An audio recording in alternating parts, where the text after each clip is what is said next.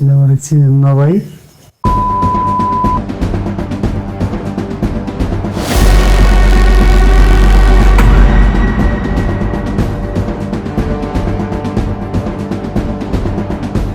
এই আমি বাদশাহ।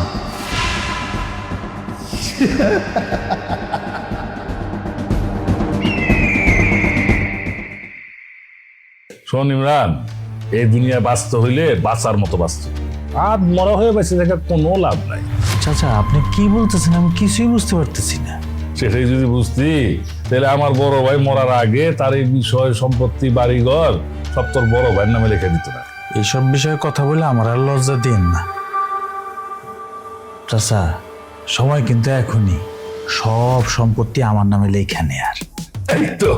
এই তো বুঝে ফেলাইছস, লাইনে আইসা পড়ছস। শোন, এই দুনিয়ায় জোর যার বেশি তার সম্মানটাও বেশি, আর সম্মান অর্জন করতে হইলে ধন সম্পদ অর্থ ছাড়া কোনো বিকল্প নাই। কিন্তু সমস্যা তো অন্য জায়গায়।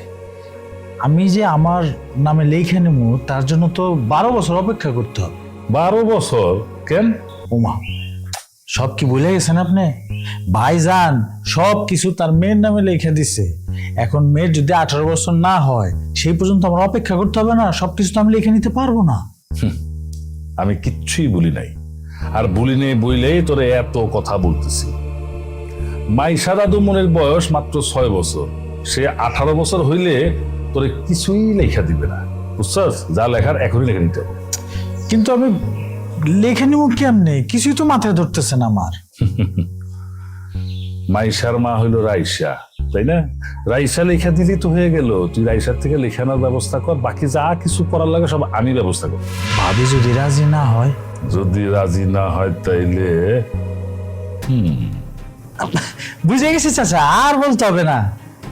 সত হলো তো আপনি আমার চাচা, আপনি বললাম হালকা জাউরা আছেন, মানে চাচা তো এই হিসাবে বলছি আর কি। কিন্তু চাচা আর একটা কথা আমার মাথা দিয়ে ঢুকতেছে না, মানে আমার ভিতরে প্রশ্ন জাগতেছে। এই যে আমার জন্য চাচা আপনি এত কিছু করতেছেন, আপনার লাভটা কি? আরে তো পাগল, সবসময় লাভ করতে হয় নাকি? তুই রে আমার ভাতিজা, আমার ভাইয়ের পোলা ভাতিজা, তোর লেগে একটা কিছু করবো, এটা আবার লাভ লোকসান দেখতে হবে আমার? হ্যাঁ, আর যদি আমার কিছু দরকার হয়েই পড়ে তাহলে তোর কাছে চাই নিমু, শেষ। বুঝছি চাচা।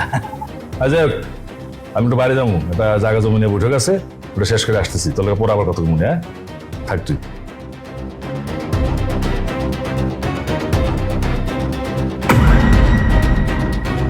এমনই সুযোগ সবকিছু আমার নামে লেখা নেওয়া।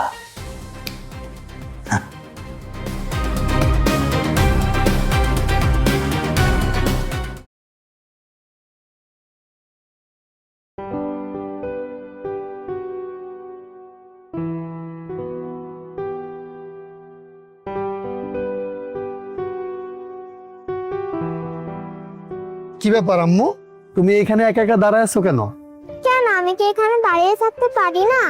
হ্যাঁ, এখানে দাঁড়ায় থাকতে পারো, কিন্তু তুমি তো ছোট মানুষ, একা একা বাড়ি থেকে বের হওয়া তো ঠিক না। আর তুমি কোথায় যাবে আমাকে বলো, আমি তোমাকে দিয়ে আসি। আমি ছোট হলে কি হবে? আমি বুঝতে পারি সব। আমার মা বলেছে কি, অপরিচিত কারোর সাথে যেতে না। অপরিচিত কারোর সাথে গেলে তারা আর বাড়ি ফিরতে পারে না, তাই আমি তোমার সাথে যাবো। আচ্ছা, আমাকে দেখি কি তোমার খারাপ মানুষ মনে হয়? না, তেমন মনে হচ্ছে না, কিন্তু আমি তোমার সাথে যাবো না, আমি তোমাকে চিনি না। যেহেতু আমাকে দেখে তোমার খারাপ মানুষ মনে হচ্ছে না, তাহলে তুমি আমার সাথে বন্ধুত্ব করে ফেলো, তাহলে দেখবে আর কোনো সমস্যা হবে না। আমি কেন তোমার বন্ধু হবো? আমার স্কুলে তো অনেক বন্ধু আছে। আরে তাতে কি হয়েছে, আজ থেকে না হয় আমি তোমার নতুন বন্ধু হলাম। সরি মা, দেরি হয়ে গেছে, চলো যাই। ও আচ্ছা, তাহলে আপনি সেই হৃদয়হীন মহিলা? মানে এসব আপনি কি বলতেছেন? হ্যাঁ, আমি ঠিকই বলছি। এই আপনাদের মতন মহিলাদের জন্য না এদেশে ছোট ছোট বাচ্চারা অপহরণ হয়। আসলে কি জানেন, আপনাদের নামে না মামলা করা উচিত। আজব তো, আপনি এসব কি বলতেছেন? আপনি জানেন আমি কে? হ্যাঁ আমি জানি, আপনি একজন জ্ঞানহীন মা, আপনি একজন টিকটক দেখা মহিলা, আপনি একজন গল্পবাজ মহিলা। আপনারা এগুলা পেলে না আপন মানুষের গুরুত্বটাই ভুলে যান। আপনি এই ছোট বাচ্চাটাকে রেখে বাইরে গেছেন ঘুরতে, আপনি জানেন না ওর স্কুল কখন ছুটি হয়? আপনাদের না বুদ্ধি একটু কম। এই আপনি কে? হ্যাঁ, আমাকে এতগুলো কথা বলতেছেন? আর আমার মেয়েকে আমি কখন নিতে আসবো না সেটা আমার আপনার কাছ থেকে জানতে হবে। আপনি না নিজের চরকায় নিজে তেল দেন, আমাকে জ্ঞান দিতে হবে না। প্রথমত আমি এই দেশের একজন সচেতন নাগরিক, আর এই কাজটা করাটাই আমার কর্তব্য। আর আপনার মতন অসচেতন মহিলার সাথে না আমার কথা বলতে কোনো ইচ্ছা করতেছে না। আর আপনি কি বললেন আমার চরকে তেল দিব? আমার চরকে না তেল আছে, আপনি আপনার চরকে তেল দেন। আম্মু ভালো থাকো, আসি। আজব একটা লোক, যত সব। চলো তো।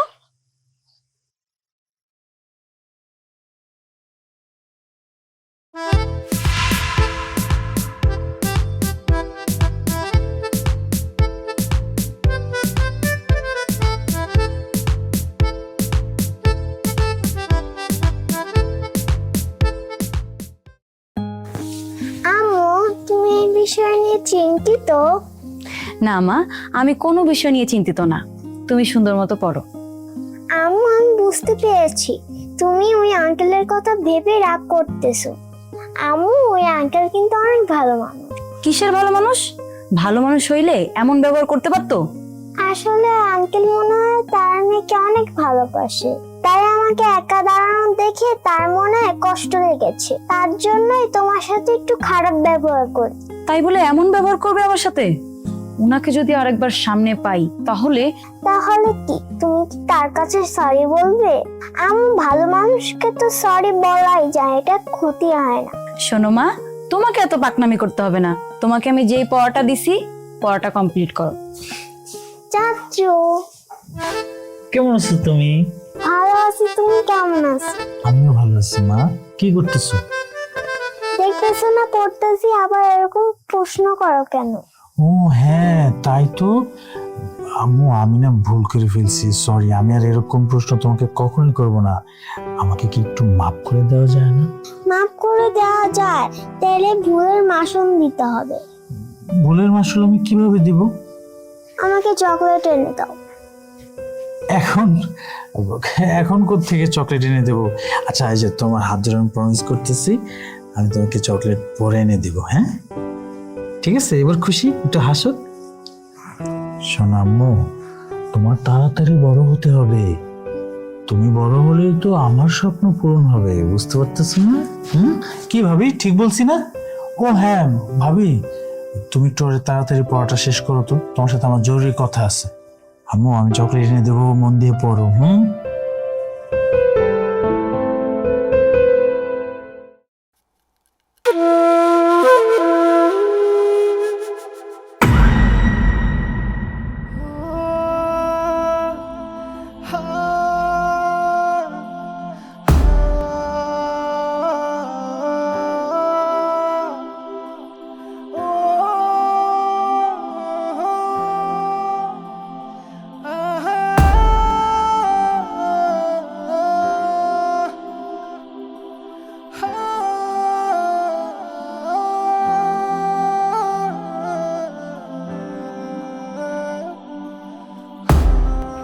আমি তোরে বাঁচাইতে পারলাম না রে বউ, আমি তোরে বাঁচাইতে পারলাম না। কি ওরে এত বড় সাহস? ওরে তোরা এখনো গারাস নাই কেন? আরে বেটা, এই শহরে যে অন্যায় করবো ওরই গারাত। আরে বেটা, তোর ভাই বাদশা আছে, তোর কিসের টেনশন? আচ্ছা ঠিক আছে, তোরা ওরে ক্লাবে নিয়ে যা। আহা, তোরা যে কি লিগা বারবার ফোন দেস? আমি তোর ভাবির সাথে একটু ঘুরতে আইছি। এই যা যা, তোরা আমার ফোন দিয়ে ডিস্টার্ব করিস না তো, যা। ঠিক আছে ঠিক আছে, সরি, একটা জরুরি ফোন ছিল। তোমার যে কি জরুরি ফোন সেটা ভালো করে শুনতে পারছি। এসব না করে ভালো কাজ করতে পারো না? আচ্ছা, আমি খারাপ কি করছি বলো? তুমি আমি যেন ভালো থাকতে পারি এজন্যই তো এইসব করি, তাই না? মানুষকে মারা ভালো কাজ নয় বাচ্চা। তুমি আজকে একজনকে মারবা, কালকে যে তোমার ক্ষতি করবে না কোনো, তার তো কোনো গ্যারান্টি নাই। আর শোনো, এসব করে আমরা ভালো থাকতে পারবো না, এসব বাদ দাও। তুমি কেন বুঝতেছো না? আমি তো অন্যায়ভাবে কাউকে মারতেছি না। এই সমাজে যারা অন্যায় কাজ করে বেড়ায়, আমি তো তাদের বিরুদ্ধে লড়াই করি। অন্যায় বিরুদ্ধে লড়াই করার জন্য প্রশাসন আছে, আর তোমার কেন এসব করতে হবে?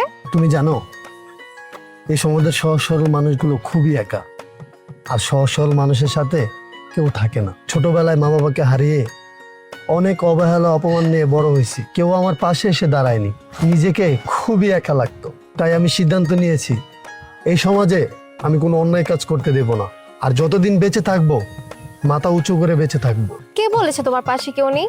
আমি তো আছি, আর আমি সারা জীবন থাকবো। তোমাকে হারানোর ভয় আমার সবসময় থাকে বাদশা। আরে বোকা, আমার থেকে কেউ কখনো তোমাকে আলাদা করতে পারবে না। আমি তোমার আছি, তোমারই থাকবো। আচ্ছা চলো, এই সুন্দর সময়টা নষ্ট না করে একটা স্মৃতি করে রেখে দিই। কিভাবে স্মৃতি করবা?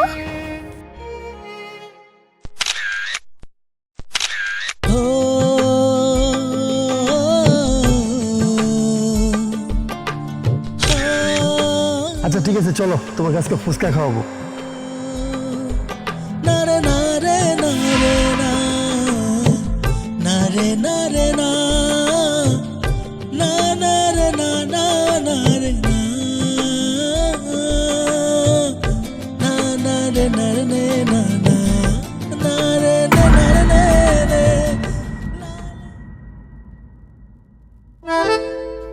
এই শুনেন,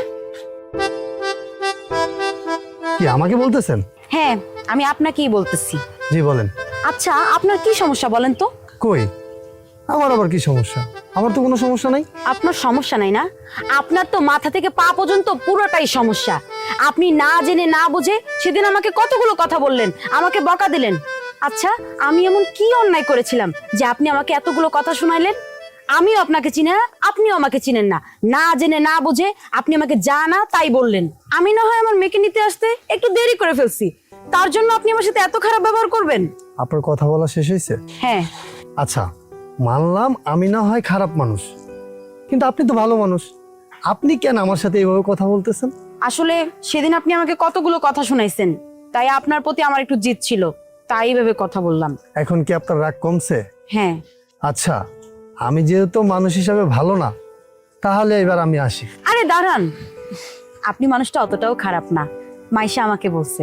ও আচ্ছা, মাইশা কোথায়? মাইশা তো স্কুলে, ওকে নিতেই আমি আসছি। ও আচ্ছা আমরা কি বন্ধু হতে পারি? শিওর। ঠিক আছে চলেন মাইশাকে নিয়ে আসি। চলেন। সর্দার সাহেব, আমাদের উত্তরপাড়া যে জমিটা নিয়ে ঝামেলা হয়েছিল, ওই জমিটা আমাদের হয়ে গেছে। আমাদের মানে? আমি ছাড়া আমাদের শব্দটা আমি শুনতে একদম পছন্দ করি না। আমি মানে আমি, আমার কোনো অংশীদার থাকবে না, কথাটা যাতে মনে থাকে। জি সর্দার সাহেব, আমার ভুল হয়ে গেছে। ভুল ভুল হইলে তো ভুলের মাসুল দিতে হইব। তুই আমার দীর্ঘদিনের বিশ্বস্ত সহযোগী বলে তোরা মাফ করে দিলাম, কিন্তু ভবিষ্যতে যদি এরকম ভুল আবার করস, অনেক বড় মাসুল দিতে হইব, কথাটা মনে রাখিস। আরে দাদু ভাই, বাবা কি অবস্থা? তোমার পড়ালেখা কেমন চলছে? এই তো দাদু ভাই ভালো। তাই? আচ্ছা, এবার যদি তুমি পরীক্ষায় প্রথম হতে পারো তাহলে তোমাকে আমি একটা স্পেশাল গিফট দিব। সত্যি বলছো? একদম সত্যি, প্রমিস। আচ্ছা দাদু ভাই, একটা কাজ করো, তুমি এখন রুমে যাও, রুমে যা ফ্রেশ হও, আমি তোমার আম্মুর সাথে একটু কথা বলবো। হ্যাঁ এই একটু ভিতরে এসে আসুন। যাও আমার, যাও। বসো।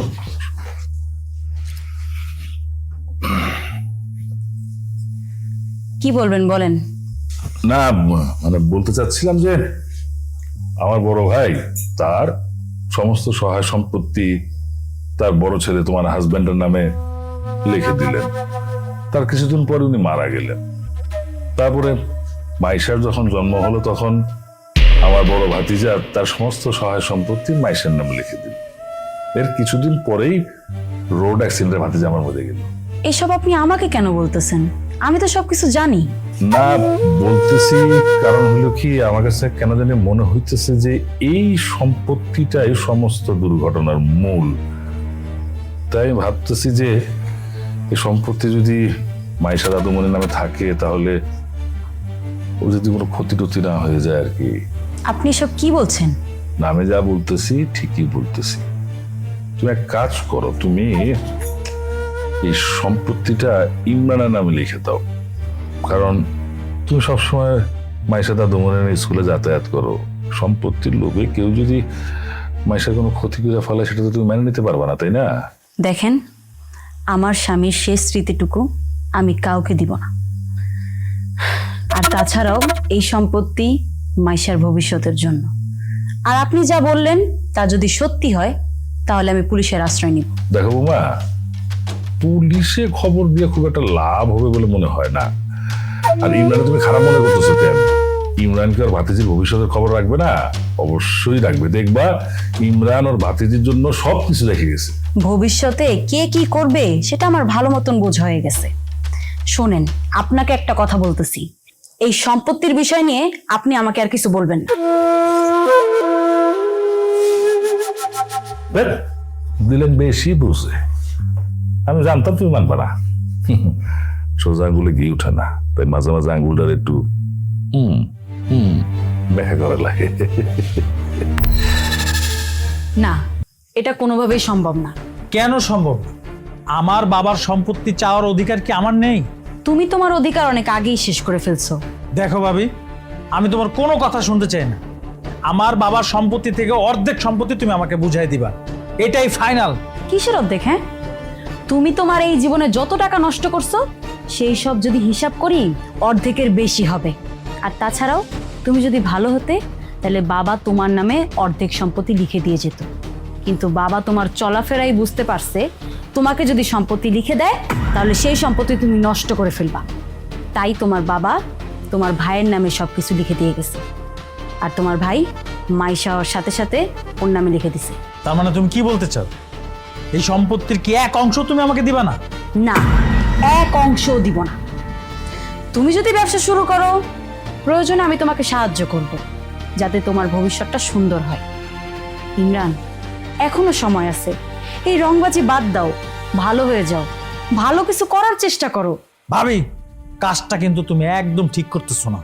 তুমি কিন্তু ভালো করেই জানো যে আমি কেমন, আমি কি করতে পারি। টাকার জন্য যেমন আমি সবকিছু করতে পারি, সম্পত্তির জন্য আমি সবকিছু করতে পারবো। আমি আপন পর কাউকে দেখবো না। তুমি কি বলতে চাচ্ছ? আমি এটাই বলতে চাইছি, তুমি এমন কোনো সিদ্ধান্ত নিও না যেই সিদ্ধান্তের জন্য পরিবারের কেউ হারায় যাক। তোমাকে আমি কিছুদিন সময় দিলাম, তুমি ভাবো, মাথাটা ঠান্ডা করে ভাবো, তারপর তুমি আমাকে জানাও। এরপর আমি দলিল নিয়ে আসবো। আমিও খুব ঠান্ডা মাথায় বললাম, কথাটা মনে রাখো।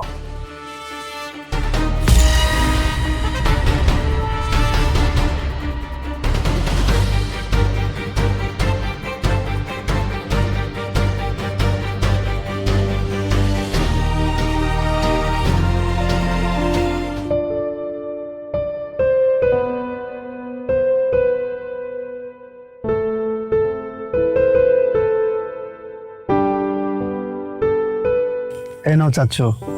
থ্যাংক ইউ চাচ্চু। কি ব্যাপার চাচ্ছো, তোমার আম্মুর মন খারাপ কেন? আরে জানি না চাচ্চু, সকাল থেকেই মন খারাপ। আমি জিজ্ঞেস করছি তাও বলে না। আচ্ছা ঠিক আছে, তুমি এখানে বসো, দেখি আমি মন খারাপের কারণটা জানতে পারি কিনা।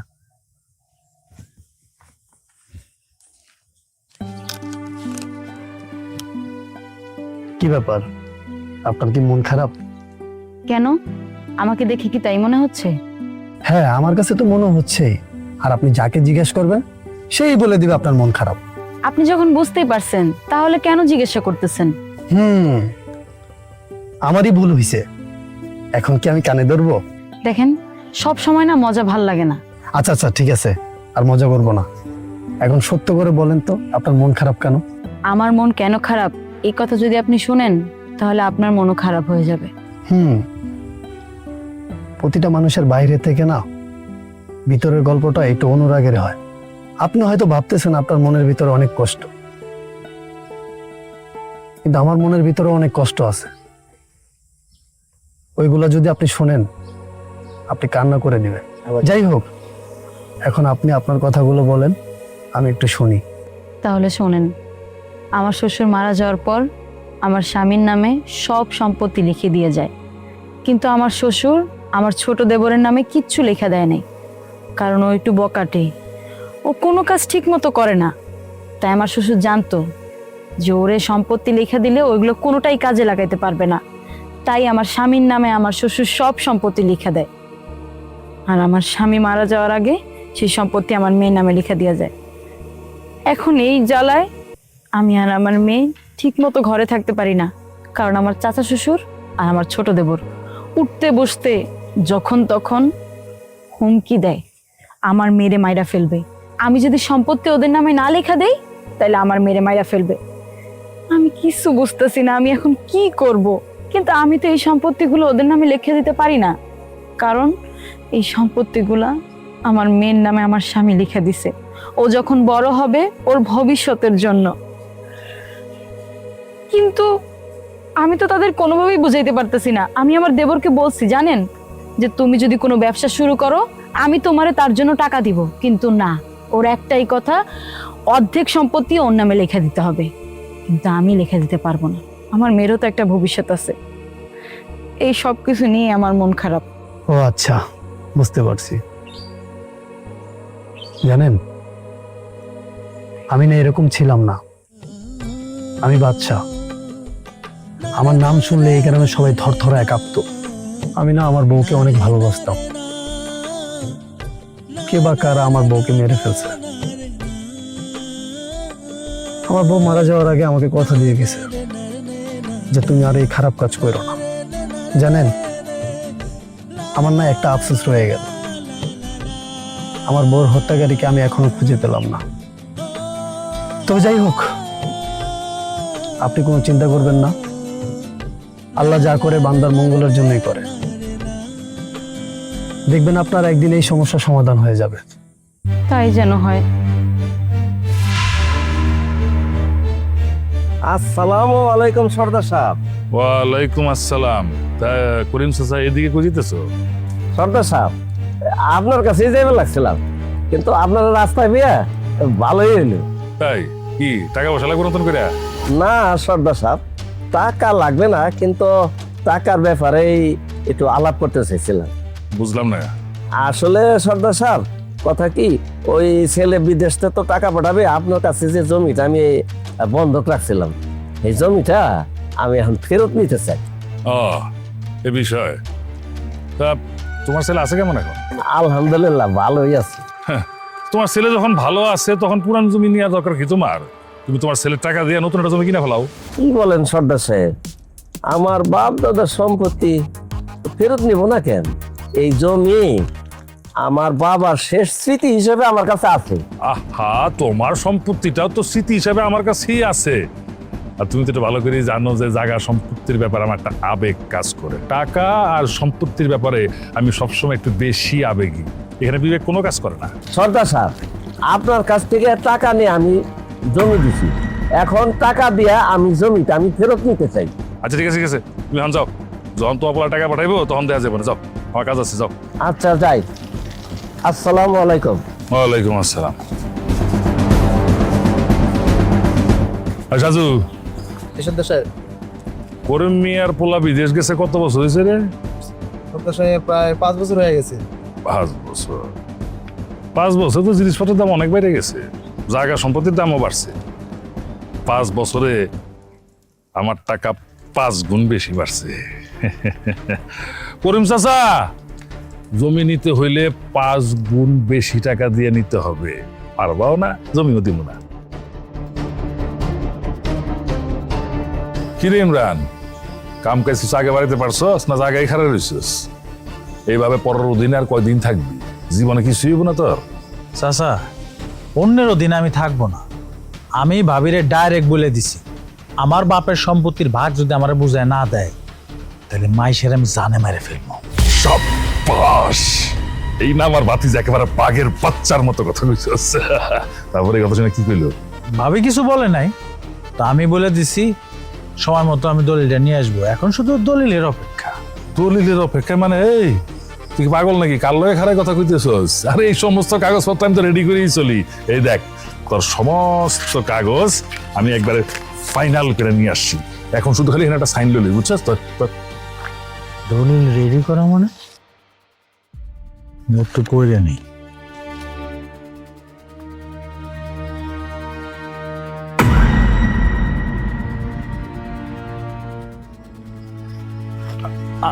আমার বাবার সম্পত্তির এক অংশ আপনারা কেন দেব? আমার বাবার সম্পত্তি আপনারে কেন দিব? এটা মানে বুঝলাম না আমি কিছু। এটা তো খুব স্বাভাবিক কথা। তুই না ওই দিন আমার কইলি যে আমি যখন চামো তখন তুই আমার কিছু দিবি। চাইছি দিয়ে দে। অসম্ভব, এটা আমার বাপের সম্পত্তি, এইখান থেকে একটা অংশ আমি আপনার দিব না। কি রে, তুই কি পাগল টাগল হয়ে গেল নাকি? মাথা ঠান্ডা কর, মাথা ঠান্ডা করে বোঝ। শোন, আমি তো একটা কথা কই বাবা, তুই তো ভালো মতো জানাস আমার জীবনে দুইটা নেশা, একটা জায়গা সম্পত্তি, একটা টাকা। এই দুইটা নেশার জন্য আমি যা খুশি তাই করতে পারি, স্যার আমার কিচ্ছু নাই। আপনি যে কি করতে পারবেন সেটা আমার ভালো করে জানা আছে। আমি আপনার এই সম্পত্তি থেকে এক অংশ আপনারা দিব না। দরকার পড়লে এই সম্পত্তি আমি আমার নামে লেখা নিব না, মাইশার নামে থাকবে, তাও আপনারা দিব না। আপনার কোনো কথা আমি শুনবো না, আমার চোখের সামনে যান আপনি। ইয়ার মানে বাবা শোন না, মাথাটা ঠান্ডা কর, আরে কথা বোঝার চেষ্টা কর। আমি তোরা বুঝাই, এই যে জায়গা সম্পত্তিগুলো যদি তুই পায়ে যাস, কিন্তু তুই অনেক বড় লোক হয়ে যাবি, সারা জীবন আরামে কাটাতে পারবি, আর তোর তো কোনো ক্ষতি হইব না। আমি আছি না, আমি তো সারা জীবন দেখে রাখুন। শুনতে জান, জায়গা সম্পত্তি তুই না নেস, তেরে খামা খা তোরা ওই দুনিয়া থেকে লাভটা কি দেবে বেটা? ও আরে কি এর সালাম, ওরে শহর বেটা, আমাকে ওনাই দুনিয়াতে, আমি একা।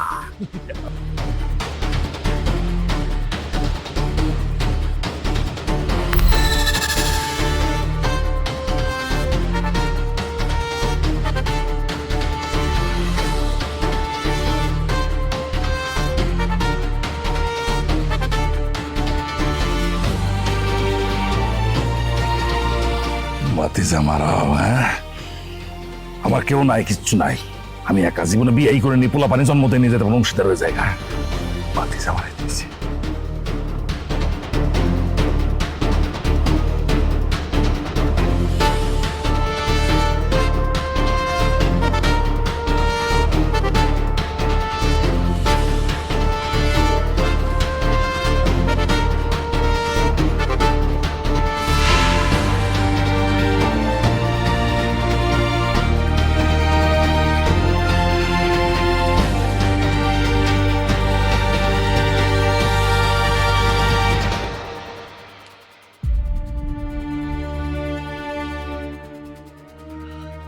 বৌমা, মন খারাপ করে কি লাভ? আল্লাহ যা করে ভালোর জন্য করে, আল্লাহ যা চাইছে তাই হইছে। মন খারাপ করে কি হইব কও? আপনি আর একটা কথাও বলবেন না। আপনি কি ভাবছেন আমি কিছুই জানি না? ইমরানের মৃত্যু কিভাবে হয়েছে সেটা আমি ভালো মতনই জানি। ইমরানরে খুন করা হয়েছে। কি কও তুমি? ইমরান রে আমার ভাতিজারে খুন করে মারছে? তুমি তুমি খালি একবার নামটা কর, আজকের মধ্যে মেরে ফেলামো আমি। ওরা মাইরা তোর গেলে সারা জীবন জেল খাটো। আপনি যতই নাটক করেন, আপনার অভিনয় আমি খুব ভালো মতন বুঝতে পারি। আমি অভিনয় করতেছি? আপনি অভিনয় করছেন। আপনার এই ভালো মানুষের আড়ালে যে একটা শয়তান লুকায় আছে সেটা আমি ভালো মতন জানি। ইমরান এমনি এমনি মারা যায় নাই, ইমরানরে আপনি মারছেন। আর গতকাল রাতে আড়াল থেকে আমি সবকিছু দেখছি।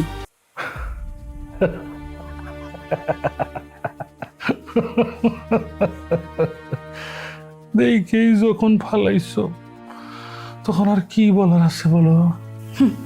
কিছু বলার না থাকলেও অনেক কিছু করার আছে। আপনি সম্পত্তির লোভে প্রথমে আমার স্বামীরে মারছেন, তারপর আমার দেবররে মারছেন। এখন আমি পুলিশে ফোন দিয়া সব সত্যি কথা বলে দিব। আমি যে কত বড় ইতর বিজর্মা শয়তান তা আমি নিজেও জানি না, বুঝছস? এই সম্পত্তি আর টাকা পয়সার জন্য দুনিয়ায় এমন কোনো আকাম নাই যেটা আমি করতে পারি না। শোন, তোর আমি আজকে বিকাল পর্যন্ত টাইম দিলাম। আজকে বিকালের মধ্যে তুই তোর সহায় সম্পত্তি, বাড়ি ঘর, টাকা পয়সা যা আছে সব আমার নামে লিখে দিবি, বুঝছস? আর যদি না দেস, কথার বর খেলাপ যদি করছে, তোর মাইয়াটার আছে না, তোর মাইয়াটার একটা তোর সামনে খুন করে ফেলাম না, বুঝছস? আর একটা কথা মাথা রাখিস, এ বাড়িতে পালানোর চেষ্টা করিস না, পরিণাম ভয়াবহ হইব। মাথায় রাখিস কথাটা।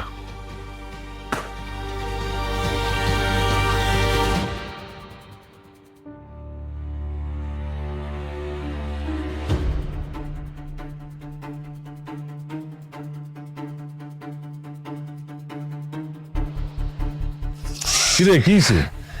খবর এমন ধরে আসিস কেন? ভাই বাসাতে পালা যাইতে ধরছিল। এই তোরা না আমি কইছিলাম এই বাড়ি থেকে পালানোর চেষ্টা করবি না? কথা শুনস নাই আমার? আমার কথার অবাধ্য হইছস, শাস্তি পাইতে হইব। তোর সামনে আজকা আমি তোর মাইয়ারে মারুম, তারপরে তরে মাইরা ফালাইয়া তোর এই বিষয় সম্পত্তি বাড়িঘর সবকিছুর মালিক আমি হব। আমি হব। দাঁড়াও সর্দার।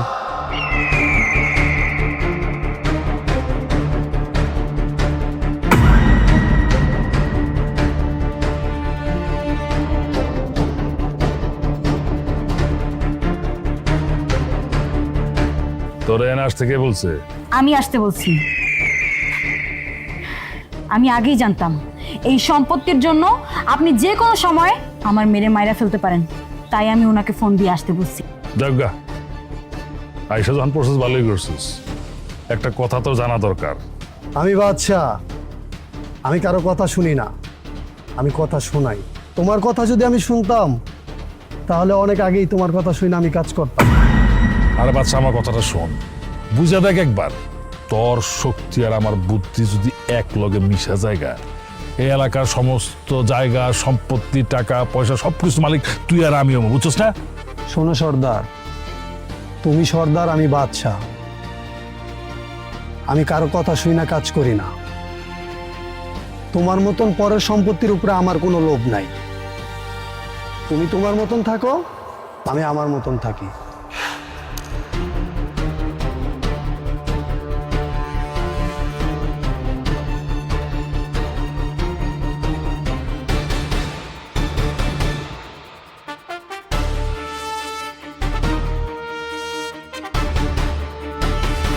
বুঝলি না রে বাদশাহ, কি দন হারাইলি বুঝলি না?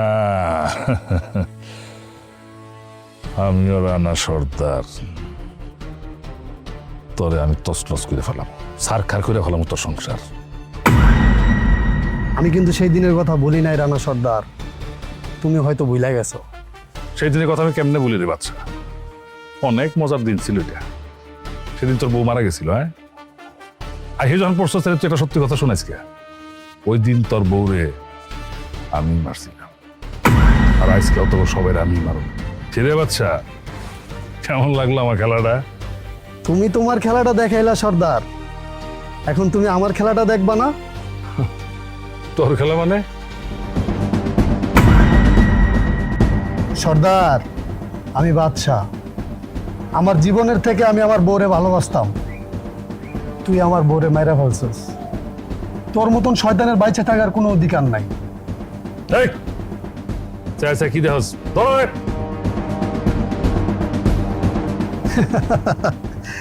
ওরা কিছুই বলবে না সর্দার, কারণ ওরা আমার লোক। হ্যাঁ? আপনি ওরে নিয়ে একটু ঘরের ভিতরে যান। আসো। কি সর্দার, আমার খেলাটা কেমন লাগলো?